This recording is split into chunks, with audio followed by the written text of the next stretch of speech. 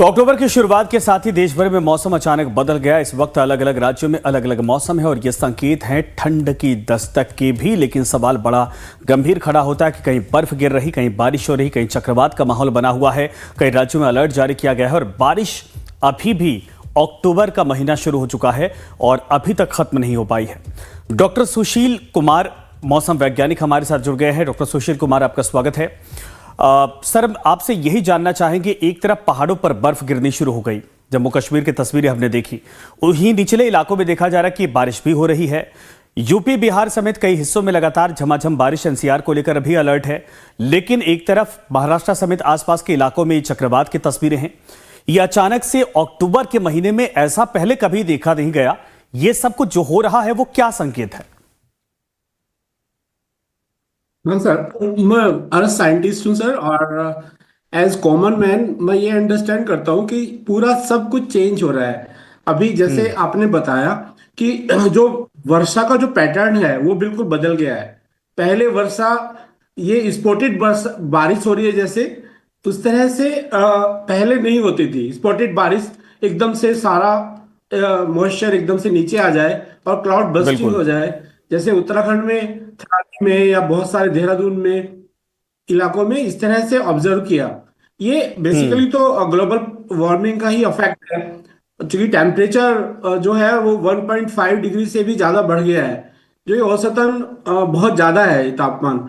और ये सब जी। बर्फ को, आइस को पिघलना, और ये सब उसका कुछ देखना होगा। और किस तरह से चेंज हो रहा है ये बारिश का पैटर्न। अभी यादव जी बता रहे थे कि ये वेस्टर्न डिस्टरबेंस जो है ये किस तरह से, जो नमी है ये एकदम से हॉट हम्म। एनवायरनमेंट में और हम्म। डीप और बहुत ही स्टीप स्लोप वाली हिल्स जो एक है चीज बताइए, उत्तराखंड में चूंकि अब या जो हिमालय इंसानी में। यानी कि मानवीय पहलू देखा जाए तो लोग इस तरीके से हैबिचुअल हैं नहीं।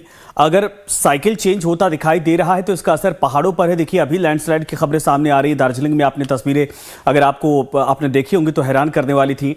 उत्तराखंड की तस्वीरें हमने, हिमाचल की तस्वीरें देखी। ऐसे हालात में लोगों के लिए एहतियात क्या बरता जाए? कैसे लोग समझ पाएं कि मौसम चक्र में कितना डिले हो रहा है या क्या परिवर्तन हो रहा है? फसलों से लेकर इंसानी जीवन तक पे इसका असर पड़ने वाला है, क्योंकि अगर साइकिल चेंज होगा तो सब कुछ परिवर्तित होता दिखाई देगा। बिल्कुल, इसमें इसका बिल्कुल हमें जो जिस तरह से ये चेंज हो रहा है, तो हमें भी अपने हम्म। आप को उस तरह से ढालना होगा। यानी हमें जो अभी अर्ली वार्निंग सिस्टम्स, चाहे ग्लेशियर्स के लिए करें, चाहे ग्लोव के लिए करें, चाहे ये स्पॉटेड रेन हो रहा है, इसके लिए जो हमें उसे स्ट्रॉन्ग करना होगा, जो सबको समझना होगा कि ये बेसिकली अब एक कॉमन अफेक्ट सा हो रहा है पूरी सब जगह में, पूरे हिमालय में। हम्म। तो हमें इनकी तरफ बहुत ध्यान देना होगा। और जो बेसिकली हमें जो ये जो पहले वृक्षों का ज्यादा रोपण करना हिमालय में, ये हम्म। सारे जो पैटर्न्स हैं, इनके साथ में अर्ली वार्निंग को एआई और एएमएल इस समय बहुत ही स्ट्रॉन्ग हमारे लिए साइंटिफिक टूल्स हैं, जो हमें हेल्प करेंगे कि किस तरह हम्म। से हम लोग इससे बच सकते हैं, किस तरह से हम लोग हम्म। पहले से इसका अनुमान लगाकर। और अलर्ट सिस्टम लोगों में अवेयरनेस होनी चाहिए कि किस तरह से अलर्ट सिस्टम में। और एक हमें ये बहुत इंपॉर्टेंट है कि ये देखना कि हमें जो हम्म। अभी घर बनाने का पैटर्न है हमारा, जहाँ आवास बना रहे हैं हम लोग, तो उन्हें बहुत हम्म। ध्यान रखना पड़ेगा। अब ये थराली जैसी घटना ना हो, क्योंकि थराली हम्म। बिल्कुल जिस तरह से हुआ था मुहाने पर, और जिस तरह से वो क्लाउड हुआ है, क्लाउड बर्स्ट हुआ है, हम्म। और लगता है पूरा मटेरियल नीचे आया, पूरा गांव स्लिप हो गया। तो ये ध्यान रखना होगा, इस तरह के स्पॉटेड को आइडेंटिफाई करना होगा, ताकि इस तरह सर, की चीजों को घटना आप लोग समझते हैं, और ये ना हो। अनप्रिडिक्टेबल मौसम का बिहेवियर जो इस वक्त है, अक्टूबर के महीने में कब तक लोगों को झेलना होगा? कहा जाता है कि अक्टूबर तो अमूमन ठंड शुरू हो जाती है, इसके बाद गेहूं की, रबी की फसलों की बुआई शुरू हो जाती है। लेकिन यहां बारिश भी हो रही है, यहां बर्फबारी भी पहाड़ों पर हो रही है, लेकिन मैदानी इलाका साफ होना शुरू हो जाएगा, ठंड की तरफ हम जाएंगे।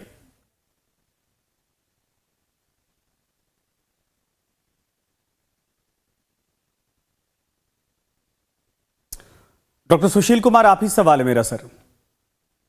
आवाज बहुत क्लियर नहीं आ रही है सर, दोबारा से जी, जो बोलेंगे। मैं ये पूछ रहा कि अक्टूबर में ये अनप्रिडिक्टेबल जो मौसम का बिहेवियर है, कितना, कब तक हमें झेलना पड़ेगा?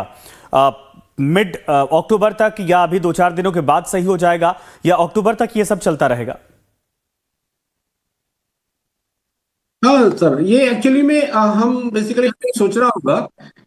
बेसिकली हम क्या कर सकते हैं, जो एक कॉमन मैन है, हम्म। ये मैं एज ए अर्थ साइंटिस्ट बताता हूँ कि जो बेसिकली हमें सब अभी जैसे हर चीज इसमें स्मार्ट, तो इस डायरेक्शन में भी हमें स्मार्टनेस लानी होगी। यानी हम जो अपना जो जो जो निर्माण करें उसमें भी स्मार्टनेस हम्म। होनी चाहिए। यानी जो भी हम लोग पहाड़ में भवन निर्माण कर रहे हैं, चाहे सड़क को का निर्माण कर रहे हैं, चाहे जहाँ लैंडस्लाइड हो रहा है वहां पर, उन सबको देखकर हमें स्मार्ट तरीके से घरों का निर्माण करना होगा। यानी हम्म। जोनिंग के नियम पूरी तरह से फॉलो करने होंगे। यानी स्लोपी रीजन पर, जैसे जोशीमठ पूरा स्लोप पर रखा है, तो वहां निर्माण हम्म। करते हुए बहुत ध्यान रखना होगा कि ये नहीं कि हम कहीं पर भी कुछ भी निर्माण कर रहे हैं। और हम्म। जो पहले भी हम कहते हैं कि वन संरक्षण, ये बहुत इंपॉर्टेंट है। और क्योंकि पेड़, जो स्लोप पर हम लोग अपने आप को सेव कर सकते हैं, वो केवल हम्म। केवल वो पेड़ों की मिट्टी उसे रोक पाती है, और कुछ उसे रोक हम्म। नहीं पाएगा। और हमें जो जल स्रोत हैं जितने भी हिमालय में हैं, उन्हें हम्म। हमें बिल्कुल उन पर नजर रखनी पड़ेगी एकदम से। हम्म। और उसका एकदम से अपडेट डेटा अपने पास में रखना पड़ेगा। और ग्लेशियर लेक हैं, उनकी मॉनिटरिंग करनी पड़ेगी। कुछ ऐसे इंस्टीट्यूट हैं जैसे वारियर इंस्टीट्यूट है देहरादून में। हम्म। ये बहुत इस तरह का अर्ली वार्निंग सिस्टम और ग्लेशियर लेक पर मॉनिटरिंग का बहुत अच्छा काम कर रहे हैं। और हम्म। कौन कौन सी लेक वर्नेबल हैं, जो ये हाँ। एक्चुअली में एकदम से जो क्लाउड ब्रस्टिंग होता है, ये जो लेक ग्लेशियर लेक्स होती हैं, उन्हें इन्हें ग्लोव्स का पानी आउटब्रस्ट कर देती हैं। और हम्म। नीचे एकदम से जो भी गांव होता है वो पूरी तरह से खत्म हो जाता है एक तरह से। तो इसकी मॉनिटरिंग बहुत इंपॉर्टेंट है। और इसकी जो अर्ली वार्निंग है, ये सबसे इंपॉर्टेंट है। हमें उसमें बहुत डीपली जाना होगा। जो मौसम विभाग है हम्म। उसे इसमें बहुत डीपली वार्निंग के लिए बहुत स्ट्रॉन्ग स्टडी सिस्टम करनी बनाना पड़ेगी होगा, और लोगों को ताकि वार्न करना पड़ेगा ताकि लोग इफेक्ट कम हो। ठीक है सर, मैं आपके पास दोबारा आता हूं, आप हमारे साथ बने रहिए। लेकिन तस्वीरें कुछ और भी आई हैं सर, बर्फबारी को लेकर नहीं है, लैंडस्लाइड को लेकर नहीं है, और कहा जाए कि अक्टूबर के महीने में भी नदियों का जो एक तरह से कहा जाए कि फ्लो है वो अभी भी ऊपर बना हुआ है।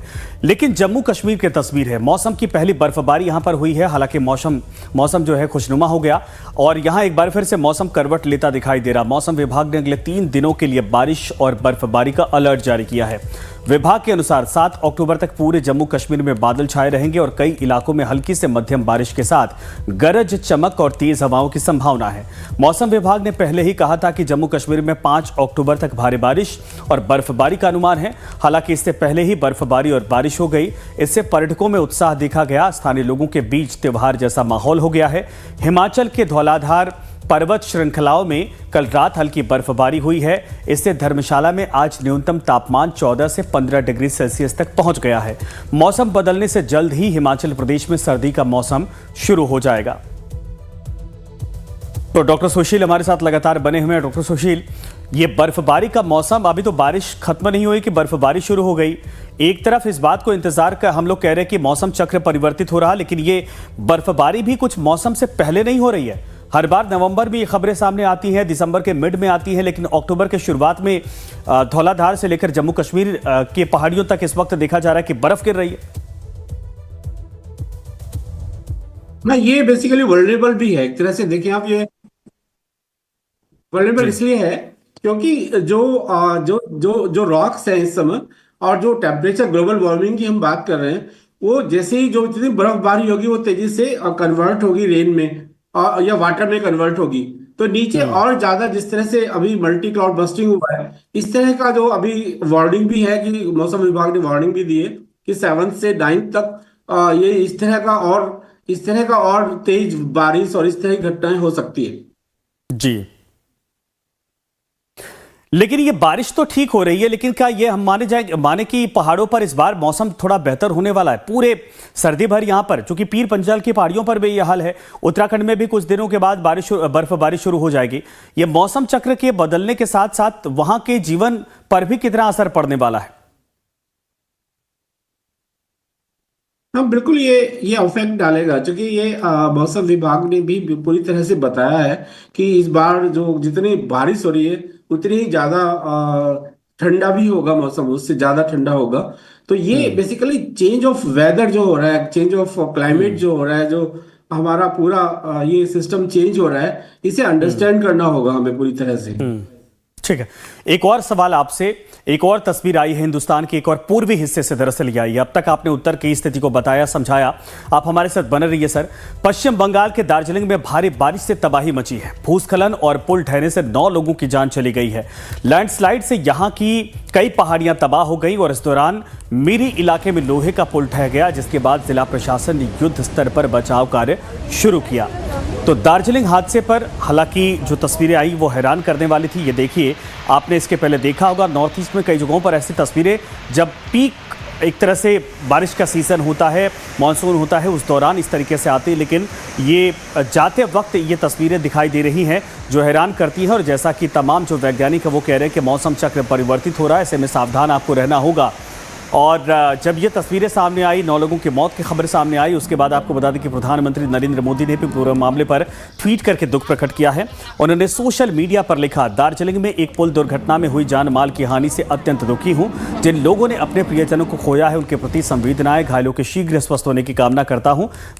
दरअसल भारी बारिश और भूस्खलन के मद्देनजर दार्जिलिंग और आसपास के इलाकों की स्थिति पर कड़ी नजर रखी जा रही है। हम प्रभावित लोगों को हर संभव सहायता प्रदान करने के लिए प्रतिबद्ध हैं।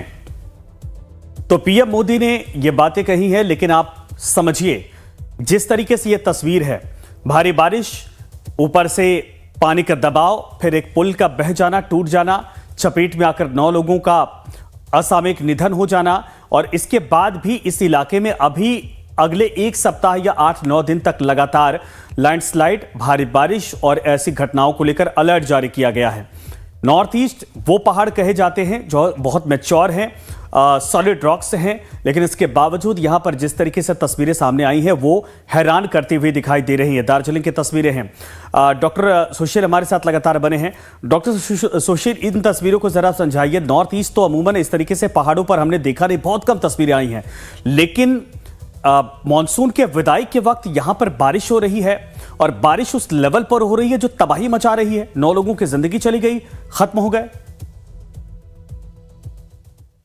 सर बेसिकली अभी हम लोगों ने कि इसमें जो बेसिकली ये सीजनल इन्फ्लुएंस हो रहा है, यानी अक्टूबर में इस तरह का जो पैटर्न दिखाई दे रहा है, तो इस समय बेसिकली दक्षिण पश्चिम जो मानसून है वो वापस लौट रहा होता है। बेसिकली एज पर दिस जो हमारा मौसम विभाग ने जिस तरह से बताया, और इससे अचानक बारिश और बिजली तूफान वगैरह इस तरह से आता है, तो लो प्रेशर जोन में ये आ जाता है। जैसे बंगाल की खाड़ी और उत्तर पूर्व भारत में स्थानीय निम्न दबाव क्षेत्र बन जाता है, यानी लो प्रेशर जोन बन जाता है, और उससे इस तरह का सीजनल इन्फ्लुएंस देखने को मिलता है। तो ये उसका कारण हो सकता है, और ये चांसेस है कि वहां पर बहुत ज्यादा बारिश होगी। वहां पर मौसम विभाग का भी प्रेडिक्शन है। नहीं, आप कह रहे कि वहां पर और भी बारिश की संभावना है?